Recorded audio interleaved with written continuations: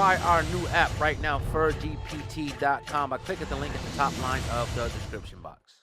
All right, Tekashi 6ix9ine could be headed back to prison. That's if the prosecution get what it wants. Now, the prosecution wrote up a letter last week pretty much saying they want 6ix9ine behind bars. And here's what the letter said. It said, he recently was arrested for possession of cocaine, MDMA, and battery on someone inside a Florida mall.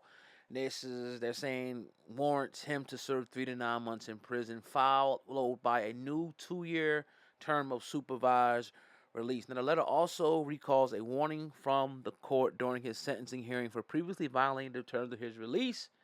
And it says, and I quote, that violence of any sort would be considered a grave breach of trust, warranting revocation of supervised release and a return to prison immediately. Now, this is the part that's funny because, they're pretty much trying to say that since he was a former rat cooperator number one, that he's been kind of using that. And they said, in seeking a prison sentence for 6ix9ine, right, they go on to say, they refer to him as a former cooperator. The reason they're doing it to send a message to Hernandez and other government cooperators that just because you work with the law, you're not above the law. That's what they say it to him. Which is crazy, which is funny. The whole situation is just funny to me. Anybody that's going back and forth, I wouldn't take him seriously. And I wouldn't, touch a head on this man's head at the end of the day because he's just a troll, right? And he's been using that. That's a part of his character, his persona. No different than a guy like Charleston White. So if you're dumb enough to go back and forth with this guy and let him get you out of your character and trick you out of your spot, that's on you. Let the man talk. Let him run his mouth. Whatever's going to happen is going to happen. And it's just going to happen. And nobody can do anything about it. We either be witnessing it, or maybe we don't witness it. But, eventually, things always even out.